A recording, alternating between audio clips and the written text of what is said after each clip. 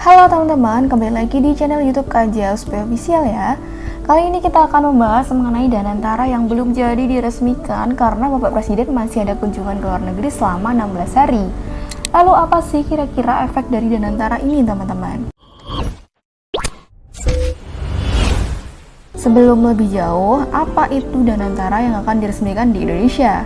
Danantara atau Badan Pengelola Investasi Daya Anagata Nusantara atau BP Danantara adalah badan pengelola investasi nasional yang akan dibentuk oleh pemerintahan Presiden Prabowo.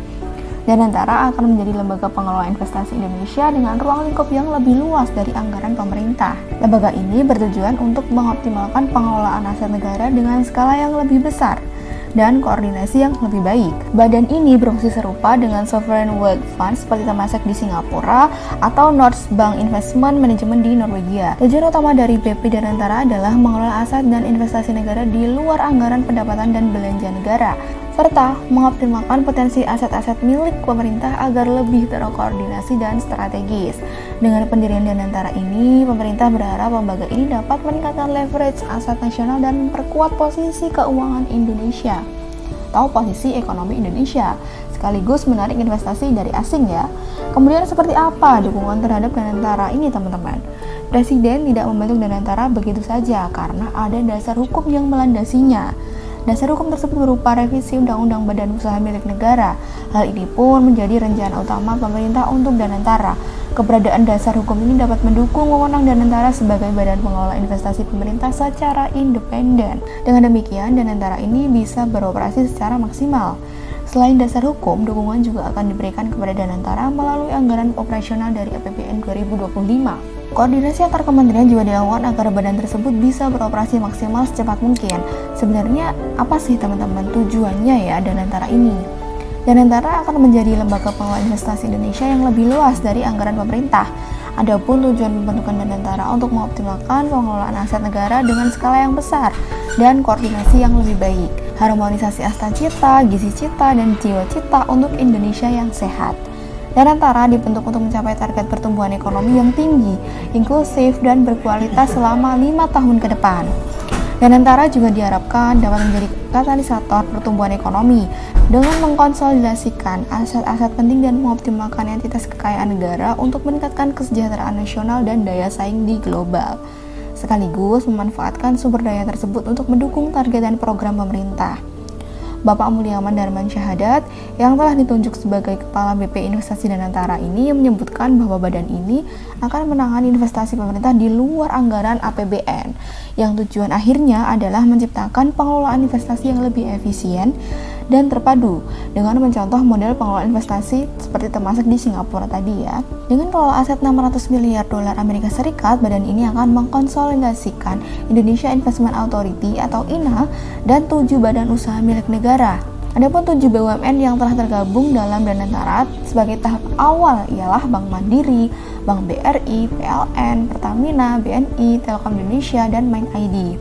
Dengan demikian, nilai dana kelolaan atau aset under management BP Investasi Danantara yang berasal dari INA dan 7 BUMN sebesar 600 miliar dolar Amerika Serikat ini, sehingga data tahap awal Danantara akan mengelola 600 miliar dolar Amerika Serikat atau setara dengan 9.504 triliun rupiah.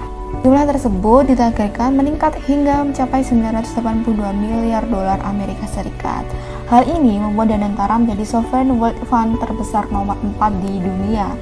Nah, di sini pasti teman-teman bertanya kan bagaimana dengan pembentukan Danantara ini, apakah resmi ya? Ya, seperti yang sudah saya sebutkan tadi, pembentukan BP Investasi Danantara membutuhkan landasan hukum yang solid, yaitu dengan revisi Undang-Undang Badan Usaha Milik Negara yang jadi bagian dari agenda utamanya. Langkah ini tuh diperlukan untuk mendukung kewenangan Danantara dalam mengelola investasi pemerintah secara mandiri.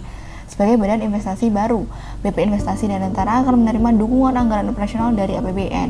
Meskipun belum ada target waktu yang selesai kapan gitu ya, pergerakannya telah dilakukan koordinasi lintas kementerian agar BP Investasi Danantara dapat beroperasi secepat mungkin. Badan ini juga diharapkan dapat meningkatkan daya saing Indonesia dalam pengelolaan aset strategis.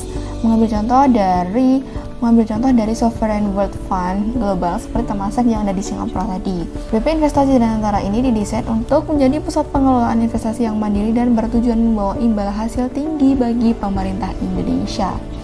Kesimpulannya, BP Danantara atau Badan Pengelola Investasi Daya Anagata Nusantara akan menjadi lembaga investasi nasional baru yang dirancang untuk memperkuat ekonomi Indonesia melalui pengelolaan aset negara di luar APBN. Mengikuti model sovereign wealth fund global seperti Temasek, Danantara akan mengelola aset besar termasuk dari INA dan beberapa BUMN strategis. Dengan target pengelolaan awal sebesar 600 miliar dolar dan landasan hukum yang kuat dan hubungan lintas kementerian, lembaga ini diharapkan menjadi katalis pertumbuhan ekonomi yang inklusif, meningkatkan daya saing global dan menarik investasi asing, sekaligus mendukung berbagai program pembangunan pemerintah. Terima kasih sudah menonton sampai akhir ya teman-teman. Jadi Danantara ini bisa dibilang akan menjadi tonggak baru dalam pengelolaan investasi negara, membuka peluang besar bagi ekonomi Indonesia untuk terus tumbuh dan bersaing di kancah global. Dengan dukungan pemerintah dan koordinasi yang solid, BP Danantara ini diharapkan mampu mengelola aset negara secara optimal dan menarik lebih banyak investasi dari luar negeri. Jangan lupa like, komen, dan subscribe supaya kalian gak ketinggalan update terbaru seputar keuangan dan investasi di channel YouTube KJSP Official ya. Sampai jumpa di video selanjutnya. Salam sehat dan salam mindset.